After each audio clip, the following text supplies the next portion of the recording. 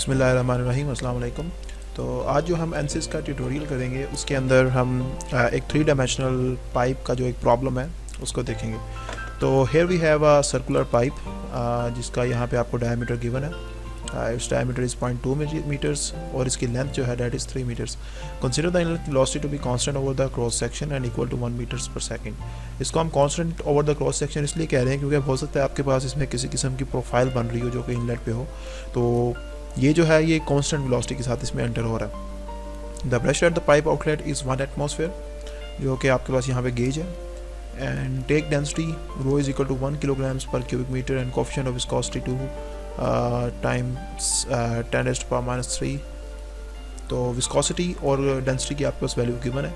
इसका मतलब है कि आपको इसमें फ्लूइड जो है वो खुद डिफाइन करना है।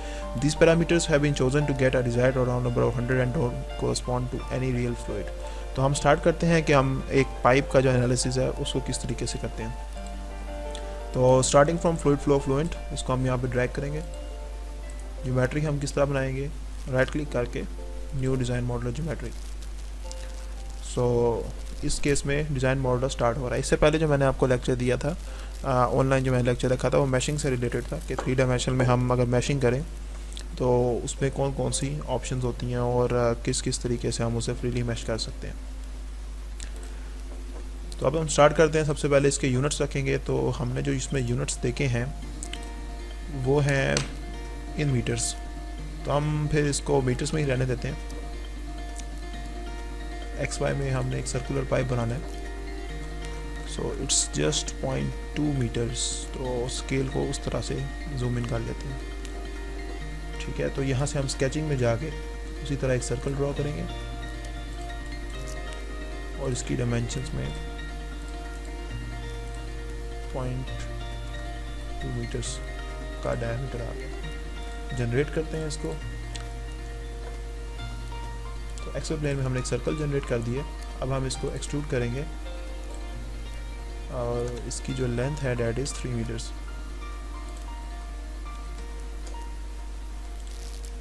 सो 3 मीटर्स लेंथ की हमने यहाँ पे एक पाइप जनरेट कर दी है। तो ये हमारे पास इस वक्त ज्योमेट्री क्रिएट हो गई है। इसको क्लोज करते हैं यहाँ से।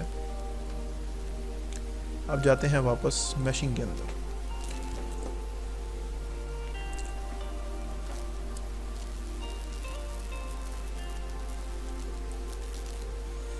तो इसमें मैंने आप लोगों को पहले भी बताया हुआ है कि हमारे पास जो ज्योमेट्री है वो कैड सॉफ्टवेयर कोई भी आप इसमें यूज़ कर सकते हैं, और मैशिंग के लिए भी आप इसमें किसी किस्म का भी कोई मैशिंग का सॉफ्टवेयर यूज़ कर सकते हैं। इन दी एंड बेशक आप उसको फिर फ्लूइड में इंपोर्ट कर लें। जनरेट करके देखते हैं कैसा मैश होता है। So it's kind of an irregular mesh. अगर आप स्टैटिस्टिक्स देखें तो इसने 3552 नंबर ऑफ एलिमेंट्स बनाए हैं। तो इस वक्त आप देख रहे हैं कि इसने एक आर्बिट्रेरी से इसमें मैश कर दिया। तो अगर हम इसको यहाँ से इसके स्टैटिस्टिक्स देखें तो इसमें 3552 एलिमेंट्स इसमें आ रहे हैं। इसी तरीके से आप इसमें इसकी क्वालिटी भी चेक कर सकते हैं। जैसे यहाँ से आप इसकी एस्पेक्ट रेशो देख सकते हैं, और इसी तरह फिर आगे फर्दर इसमें स्क्यूनेस, ऑर्थोगोनल क्वालिटी, जो कि मैशिंग की जो क्वालिटी है इसको शो करवाती हैं। हम ये थ्योरी के अंदर पढ़ेंगे कि मैशिंग की क्वालिटी हम किस तरीके से देख सकते हैं। तो ये हमारे पास जो मैश है ये बहुत ही आर्बिट्रेरी सा है, और सर्कुलर ऑब्जेक्ट्स के लिए आपको इसी तरीके का मैश मिलता है। लेकिन इसको हम एक पर्टिकुलर तरीके से बेहतर भी कर सकते हैं। वो तरीका ये है कि आप इसको ज्योमेट्री में जाके इसकी स्लाइसिंग करें। अभी डिज़ाइन मॉडलर हम ओपन करते हैं तो उसके बाद इसकी स्लाइसिंग करेंगे। तो ये आपके पास यहाँ पे एक स्केच है। इसका तरीका ये है कि आप इसको स्लाइसिंग इस तरीके से करें कि सबसे पहले जहाँ पे आपके पास एक सर्कुलर बॉडी है इस तरह की, तो सर्कल के ऊपर आप यहाँ पे एक रेक्टेंगल ड्रॉ करें, काइंड ऑफ अ स्क्वायर। इसकी डायमेंशंस आप अपनी मर्ज़ी से रख लें जो बेहतर लगे, और कॉन्स्टेंट्स में सबसे पहले तो हम इसको सिमेट्रिक करते हैं।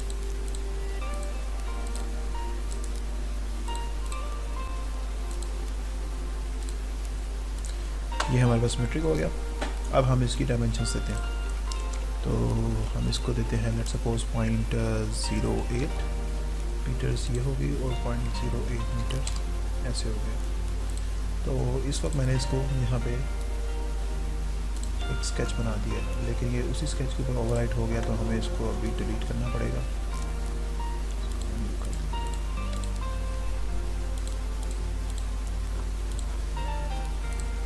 हमें यहाँ पे एक नया स्केच बनाना है, स्केच नंबर 2। इसी प्लेन के ऊपर हम नया स्केच बना के फिर एक रेक्टेंगल ड्रॉ करते हैं। इसके कंस्ट्रेंट्स लगा लेते हैं सिमेट्री के साथ। सिमिलरली वाई एक्सिस के अबाउट इसे सिमेट्रिक करेंगे, तो वाई एक्सिस के अबाउट हम इसे सिमेट्रिक करेंगे इसी तरीके से, और ये वाई एक्सिस के अबाउट सिमेट्रिक हो गया। अब इसको हम डायमेंशंस देते हैं यहाँ से, तो इसको हम देते हैं 0.1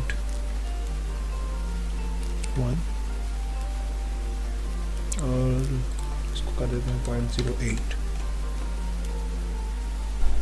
सिमिलरली इसको भी हम 0.08 मीटर्स की डायमेंशन देते हैं। तो ये हमने इस वक्त मैशिक जनरेट करवा दिया। अब हम ये करेंगे कि इसकी स्लाइसिंग करेंगे। तो स्लाइसिंग हम इस तरीके से करेंगे, इसी को हम यहाँ से एक्सट्रूड करेंगे। एक्सट्रूड ऐड मटेरियल की जगह हम यहाँ से करेंगे इसको स्लाइस मटेरियल, और इट शुड बी 3 मीटर्स के एंड तक हम इसे स्लाइस कर देंगे। तो आप देख रहे हैं हमने इसको इस तरीके से यहाँ पे स्लाइस कर दिया है। तो स्लाइस होने के बाद इसमें 2 पार्ट्स और 2 बॉडीज नज़र आ रही हैं, एक जो इसके आउटर सर्कल है और एक इसके अंदर जो हमने स्लाइस करके एक ये स्क्वायर क्रॉस सेक्शन का रीजन जो क्रिएट किया।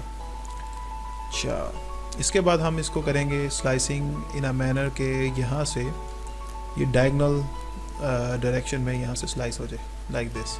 उससे ये फ़ायदा होगा कि जब इन द एंड आप इसकी मैशिंग देखेंगे तो वो काफ़ी बेहतर क्वालिटी की हो जाएगी। और जनरली ये kind of a thumb rule है for meshing of a cylindrical parts. अगर आपने उनमें एक हेक्साहीड्रल और एक स्ट्रक्चर्ड मैशिंग करनी है तो आपको फिर इस तरीके को फॉलो करना होता है। तो अब लेट्स सपोज हमारे पास ये जो है ये है X Y plane like this. तो हम अगर इसे स्लाइस करेंगे तो अगर आप इस तरीके से देखें तो ये आपको यहाँ से जो प्लेन नज़र आ रहा है this is Y Z plane. तो अगर वाई जी प्लेन से हम इसे स्लाइस करेंगे तो ये बिल्कुल ऐसे इस डायरेक्शन में कट कर देगा इसको। तो हम क्या करेंगे, वाई जी प्लेन को थोड़ा सा टिल्ट करेंगे इन दिस डायरेक्शन, राइट। अगर हम इसमें वाई जी प्लेन लें और इससे एक नया प्लेन जनरेट करें फ्रॉम वाई जी प्लेन, तो हम क्या कर रहे हैं, एक नया प्लेन बना रहे हैं और उसका बेस प्लेन जो है वो वाई जी प्लेन है। और उसकी हम ट्रांसफॉर्मेशन किस तरीके से करेंगे कि हम उसे रोटेट करेंगे वाई जी प्लेन को अबाउट जी एक्सिस। सो हम क्या करेंगे, rotate about global Z axis, और इसको हम करते हैं 45 डिग्रीज पे रोटेट करके देखते हैं। तो आप देख रहे हैं कि अगर इसको यहाँ से देखें इस तरीके से तो ये इसके डायगोनल्स में से पास हो रहा है। तो इस वक्त आपके पास जो कट होगा वो इसके अलॉन्ग होगा। तो ये आपने एक प्लेन जनरेट किया है, वाई जी प्लेन को आपने 45 डिग्रीज रोटेट किया। अब इसे हम इसको कट करके देखते हैं या स्लाइस करके देखते हैं। स्लाइस की ऑप्शन पे क्लिक करेंगे, स्लाइस बाय प्लेन, हमने जो नया प्लेन बनाया था उस पर क्लिक करेंगे और ऑल बॉडीज़ को हमने स्लाइस करना चाह रहे। इसमें जब आप करेंगे सिलेक्टेड बॉडीज़ को, और किस बॉडी को हमने करना है, जो आउटर बॉडी है सिर्फ उसको आप स्लाइस करेंगे, अप्लाई जनरेट। तो आप देखेंगे कि इस तरीके से उसने 2 बॉडीज़ को यहाँ पे स्लाइस कर दिया। सिमिलरली अब आप क्या करेंगे, इसी तरीके से एक नया प्लेन बनाएंगे यूजिंग वाई जी प्लेन। पहले आपने उसे रोटेट अबाउट ग्लोबल जी किया था 45 में, अब आप उसे रिवर्स में -45 में करें ताकि वो इधर की बजाय आप इस डायरेक्शन में वो इसको कट करेगा। जनरेट करें तो आपके पास इस तरह का एक प्लेन जनरेट हो गया। स्लाइस करें इसे using this plane and selected bodies में आप इन दोनों आउटर बॉडीज़ को सिलेक्ट करेंगे। अब जनरेट करें तो आप देख रहे हैं कि सर्कुलर ऑब्जेक्ट ने किस तरह की काइंड ऑफ 5 बॉडीज़ बना दी हैं उसने। यहाँ पे भी आपको 5 पार्ट्स नज़र आ रहे हैं, 5 पार्ट्स 5 बॉडीज़। तो 5 बॉडीज़ उसने एक रेगुलर शेप की बना दी है। अब आप इसकी जब मैशिंग करेंगे तो आप देखेंगे काफ़ी फाइन और अच्छी क्वालिटी की है इसमें मैशिंग प्रोड्यूस होगी। तो ये हमने इस वक्त इसको स्लाइस कर दिया, इसको हम अपडेट करते हैं और यहाँ से क्लोज कर देते हैं। So this is enough for the geometry part. अब हम इसको लेके जाएंगे मैशिंग में। तो ये आपके पास ओरिजिनल मैश था। अब हम क्या करेंगे, इसको अपडेट करेंगे ज्योमेट्री को सोर्स से।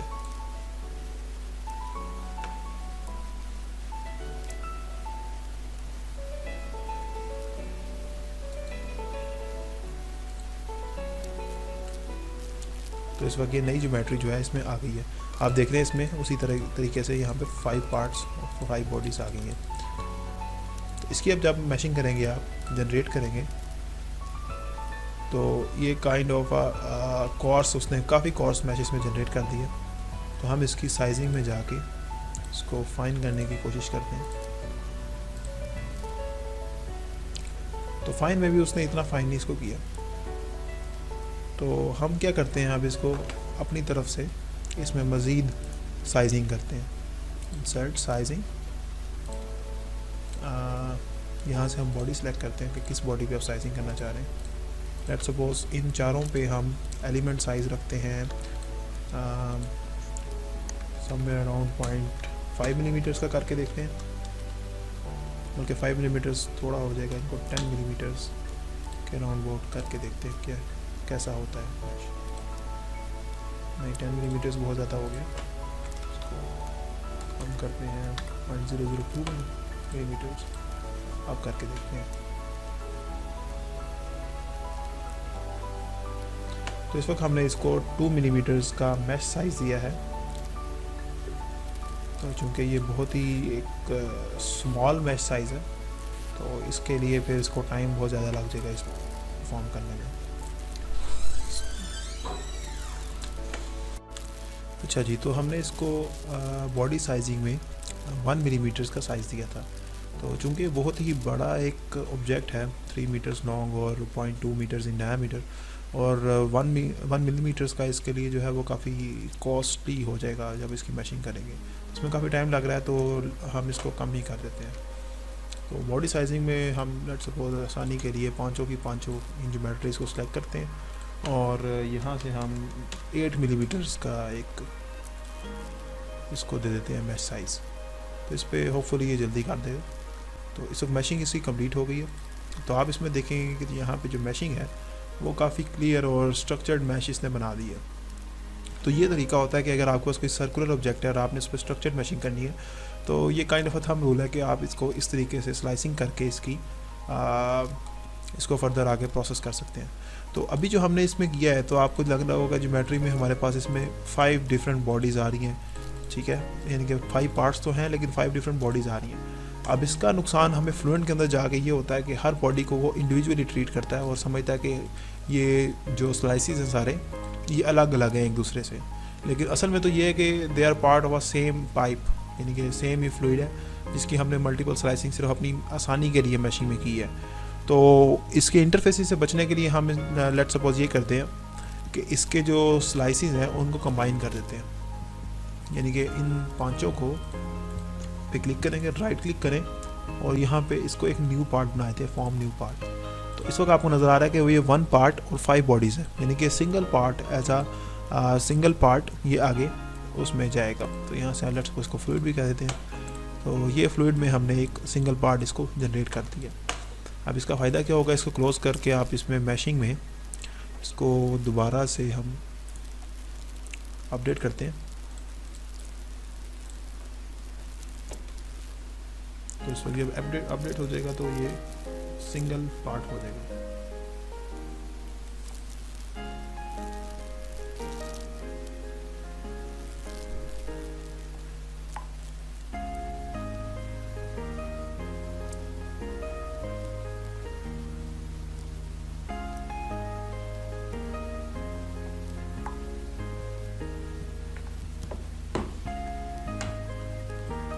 तो तो ये यहाँ पे उसने एक सिंगल पार्ट जनरेट कर दिया, तो उसके अंदर 5 मल्टीपल बॉडीज़ हैं जो कि स्लाइसेज हैं। सिंगल पार्ट का ये फ़ायदा होता है कि वो इसे कंसिडर करेगा कि ये एक ही चीज़ है। अगर ये 5 डिफरेंट इसमें पार्ट्स होते तो तब हम हो कर सकते थे, जब लेट सपोज ये सॉलिड होता, ये सॉलिड होता और ये बाकी सारे फ्लूइड्स होते, तो तब हम कह सकते थे कि ये हमारे पास मल्टीपल पार्ट्स हैं, यानी कि सॉलिड्स भी हैं, इनमें फ्लूइड्स भी हैं।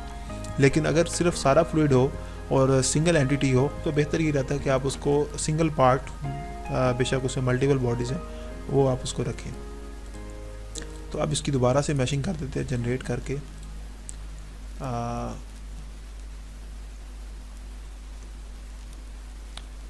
दोबारा हमने इसकी मैशिंग जनरेट की है, तो आपको नज़र आ रहा है कि इसने दोबारा से वो सारी मैशिंग इसकी क्रिएट कर दी उसी तरीके से। अब सिंगल पार्ट था तो इस तरीके से इसकी मैशिंग हो गई है।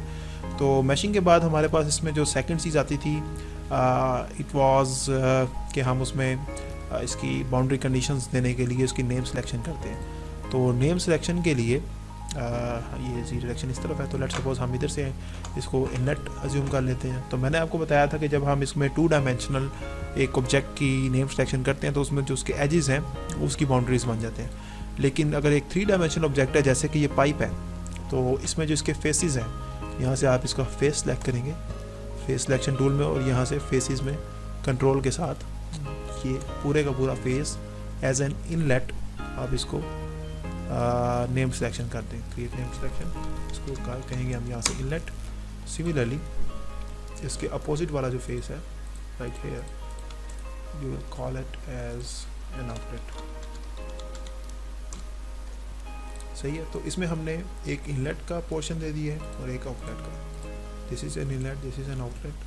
और इसमें जो बाकी चीज़ें हैं हम उनको वॉल्स कंसिडर करेंगे, ये जो है, लेकिन इनको हमें कुछ भी मेंशन करने की ज़रूरत नहीं है, क्योंकि बाय डिफ़ॉल्ट ये जितनी बाउंड्रीज होती हैं सबको वॉल्स कंसिडर करता है। तो आप इनको वॉल्स नेम दें या ना दें, इसने वॉल इसको कंसिडर करना है। तो ये हो गया हमारे पास इनलेट, आउटलेट और ये इनफ है। अब बाकी जो चीज़ें हैं, हमारा जो प्रॉब्लम था उसको अगर हम दोबारा देखें तो इसमें हमने क्या करना है, इसमें हमने consider inlet velocity to be constant, तो इसको हमने यहाँ पे सिमुलेट करके इसके रिजल्ट्स निकाल लिए। तो ये हमारे पास मैशिंग आ गई। अब हम इसको क्या करेंगे, यहाँ से अपडेट कर देंगे। तो ये मैश की जो इंफॉर्मेशन है ये नेक्स्ट में आगे फ्लुएंट वाले मॉड्यूल में चली जाएगी। तो ये आ गया नेक्स्ट टाइम सेटअप। अब नेक्स्ट स्टेप में हम इसके सेटअप में जाएंगे। सेटअप में आपको पता है ये जब आपने इसको इसके अंदर ही बनाया हो डिज़ाइन मॉडलर में, तो ऑटोमेटिकली डिटेक्ट कर लेता है कि डायमेंशन में ये आपने 2 डायमेंशनल बनाया या 3 डायमेंशनल बनाया। सिमिलरली यहाँ पे आप इसको डबल प्रिसीजन और प्रोसेसिंग पावर में आप इसको सीरियल या पैरेलल दे सकते हैं। तो सीरियल में ही चलते हैं, इसी को लेके चलते हैं आगे।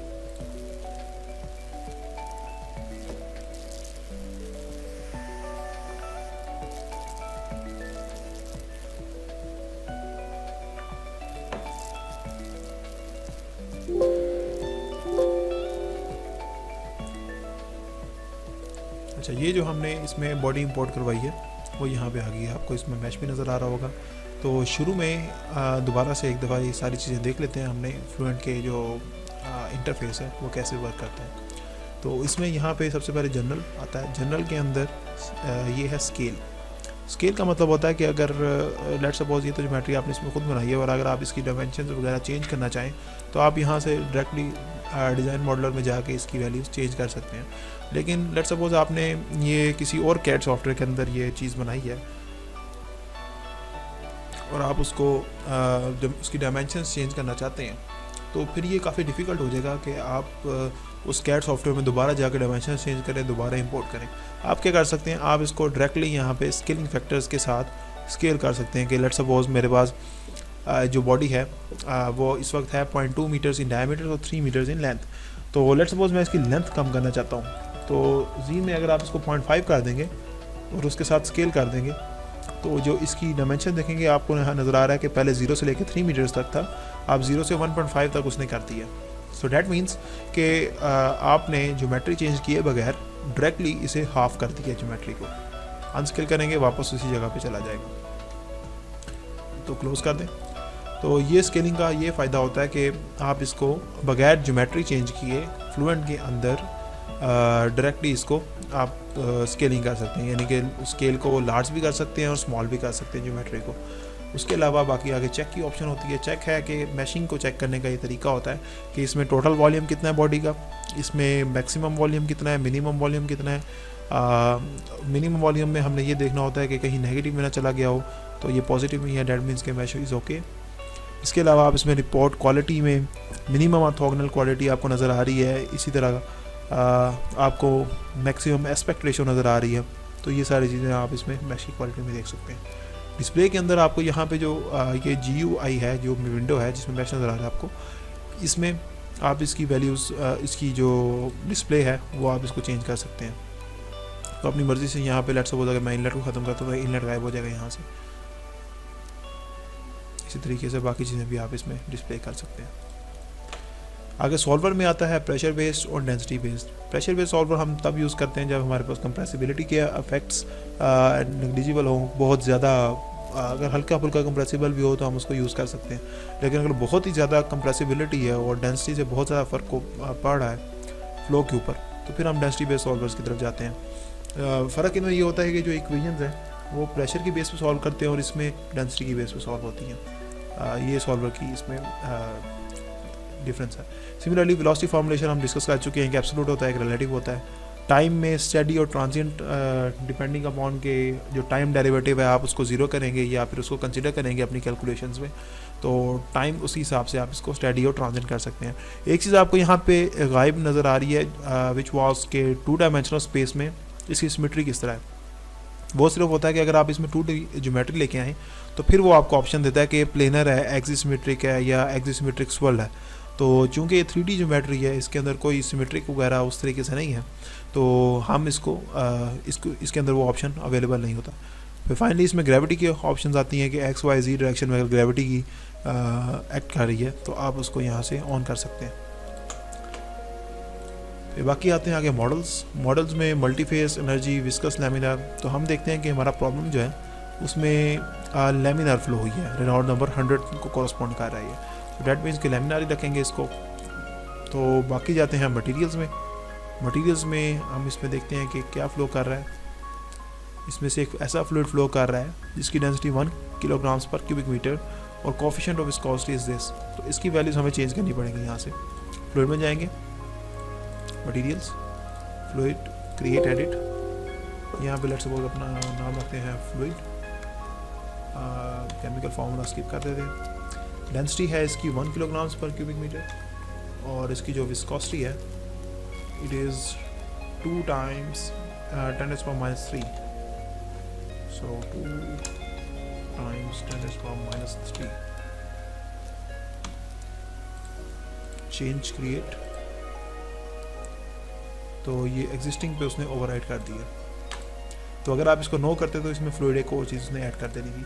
तो इस वक्त ये फ्लूइड उसने डाल दिया इसमें जिसकी वो प्रॉपर्टीज़ हैं, और हम मेक श्योर करेंगे सेल जोन कंडीशंस के अंदर कि ये वही फ्लूइड इसने सेलेक्ट किया हुआ है। तो यहाँ से ये मटेरियल नेम है, उसने वो फ्लूइड सेलेक्ट किया हुआ है।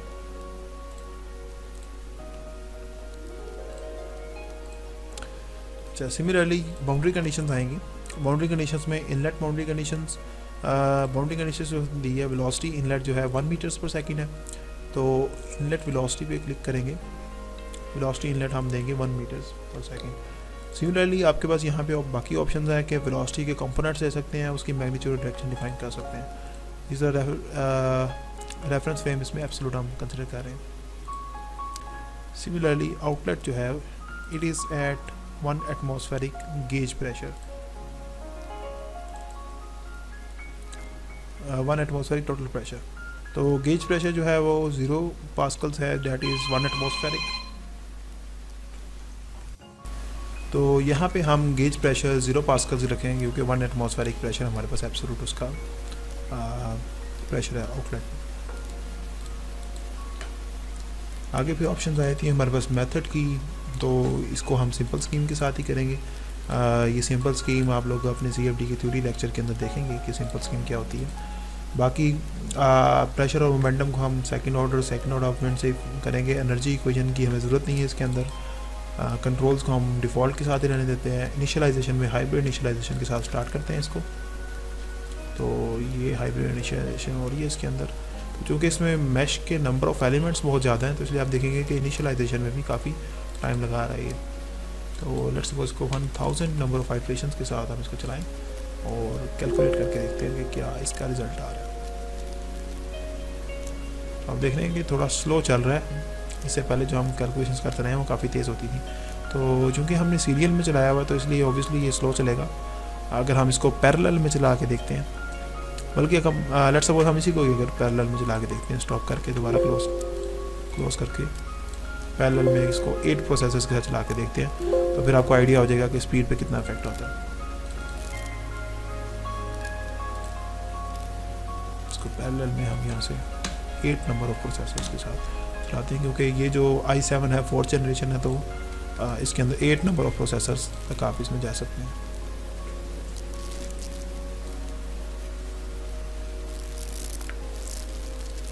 इस चीज़ का आइडिया आपको इधर से भी हो जाएगा। कंसोल के अंदर भी यहाँ पे लिखा आता है कि कितने नंबर ऑफ प्रोसेसर्स ये यूज़ कर रहा है। तो आपको यहाँ नज़र आ रहा है कि 8 out of 8 number of processors ये यूज़ कर रहा है इसमें।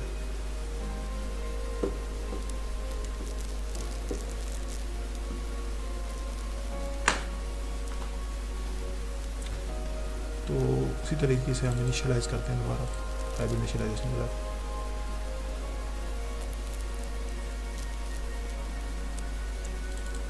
Let's calculate 1000 number of iterations के बाद। तो आप देख रहे हैं कि अब ये कितनी तेज़ इसमें कैलकुलेशंस कर रहा है। तो यही फ़र्क होता है सीरियल और पैरेलल में, कि पैरेलल में ये मल्टी टास्किंग करता है और नंबर ऑफ प्रोसेसर्स पे डिवाइड कर देता है इस चीज़ को। तो स्किप करते हैं हम एंड ऑफ कैलकुलेशंस की तरफ। तो ये कैलकुलेशंस कंप्लीट हो गई है आफ्टर 82 आइट्रेशंस। तो ये हमने 10⁻⁻4 का क्राइटेरिया इसके अंदर रखा, नहीं सॉरी 10⁻⁻3 का क्राइटेरिया।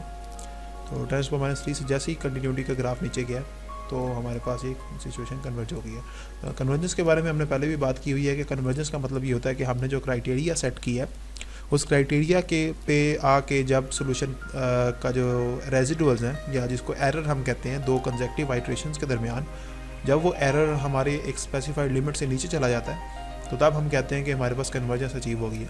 इसमें कन्वर्जेंस का ये मतलब है कि absolute convergence for every equation. इसमें 4 इक्वेशन है हमारे पास, continuity, X velocity, Y velocity और जी वेलोसिटी। तो ये चारों के केस में जब 10⁻³ से नीचे जैसे ही जाएगी, हाँ, ये कहेगा सोल्यूशन इज कन्वर्ज। इसको हम चेंज भी कर सकते हैं। वो चेंज हम कहाँ से करते हैं? मॉनिटर्स में जाके रेजिडुअल्स में आपको नज़र आ रहा है काफ़ी सारी ऑप्शंस। प्रिंट टू कंसोल का मतलब है कि ये यहाँ पे रेजिडुअल्स को प्रिंट करेगा इस कंसोल की विंडो के अंदर। सिमिलरली प्लॉट का मतलब है कि इसी तरह के रेजिडुअल्स प्लॉट होंगे। इसको आप बंद करेंगे तो यहाँ पे प्लॉटिंग नहीं होगी।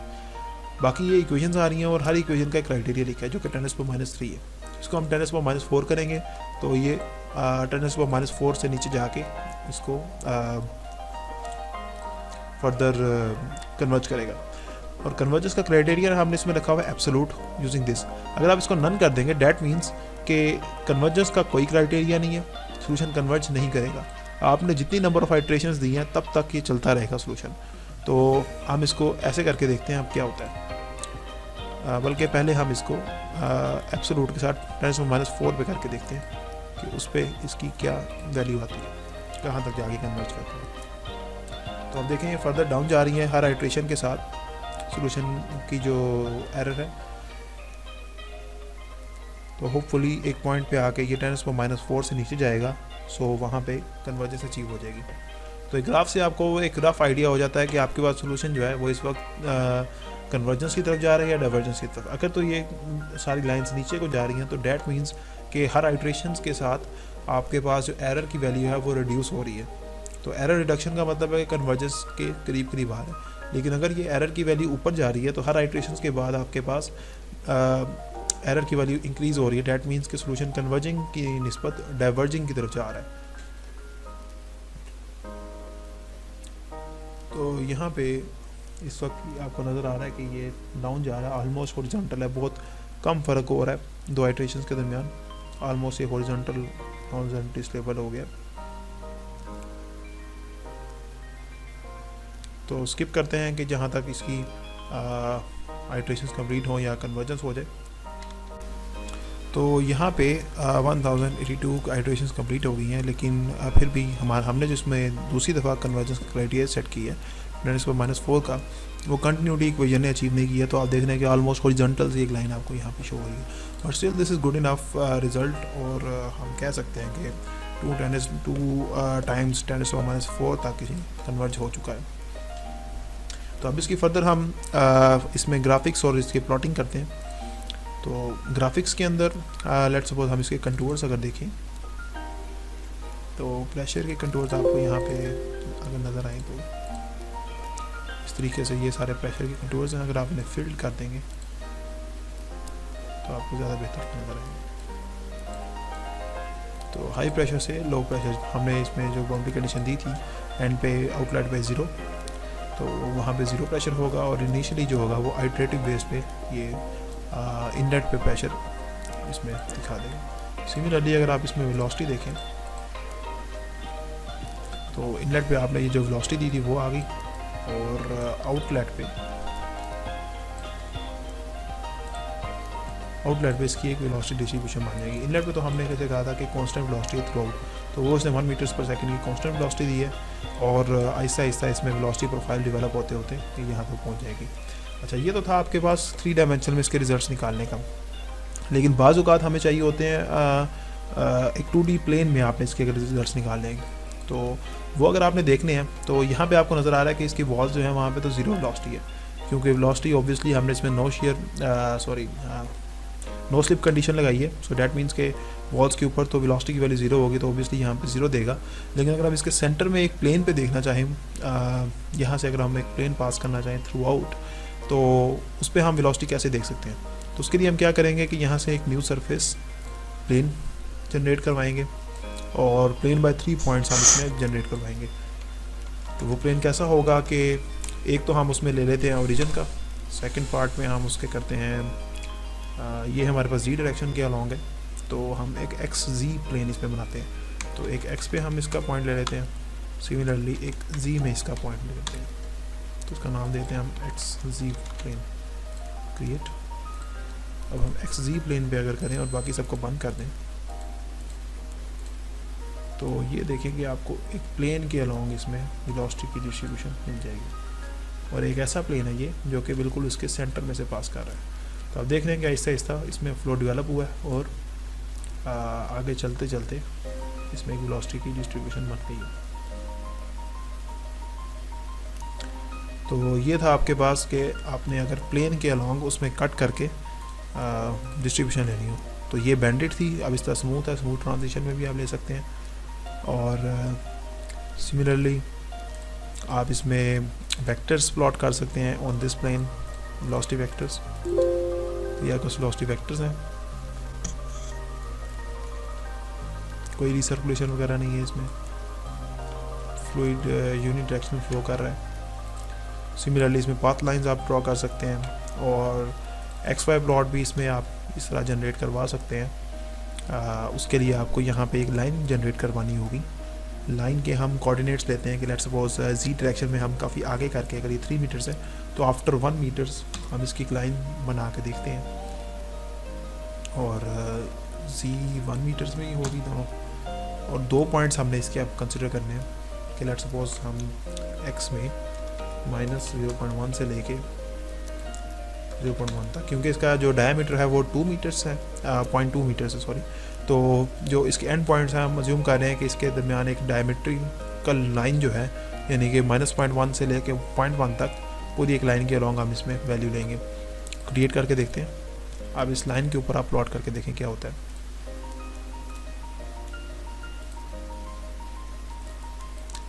ये प्रेशर की वैल्यू है, हमें वेलोसिटी चाहिए, तो वेलोसिटी की आपको एक डिस्ट्रीब्यूशन नज़र आ रही है उस पॉइंट के ऊपर, यानी कि वॉल्स पे बिल्कुल 0 है, और जैसे जैसे आप उसके सेंटर में जा रहे हैं तो सेंटर में मैक्सिमम है। तो इस तरह आपको एक कर्व मिल गई है इसकी वेलोसिटी की। तो इस तरह से आप इसकी वेलोसिटी प्रोफाइल भी जनरेट करवा सकते हैं using a line.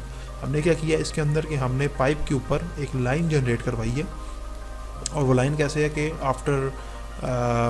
After some reason, यानी कि 1 मीटर्स ऑफ लेंथ के बाद हम देखना चाह रहे हैं कि उसमें वेलोसिटी प्रोफाइल किस तरह की है। तो वो फिर हमने उसमें लाइन जनरेट करवा के उस पर वेलोसिटी की वैल्यू देखी है। सिमिलरली आप उसमें प्रेशर की वैल्यू देख सकते हैं, लेकिन उसका कोई फ़ायदा नहीं होगा, वो तो इक्वल ही होगा हर तरफ। और बाकी तो कोई वेरिएशन नहीं आएगी इसके अंदर। तो इस तरीके से आप इसमें वैल्यूज़ वगैरह जनरेट करवा सकते हैं। और ये था आपके पास बिल्कुल पहला वाला इसका केस, जिसमें हमने इसका डेंसिटी और विस्कोसिटी को यूज़ करते हुए इसमें सिमुलेशन की है। Thanks for watching. और अगर इसमें मज़ीद आपको कोई क्वेरी या क्वेश्चन है तो आप उसको कमेंट्स में पोस्ट कीजिए। अल्लाह हाफ़िज़।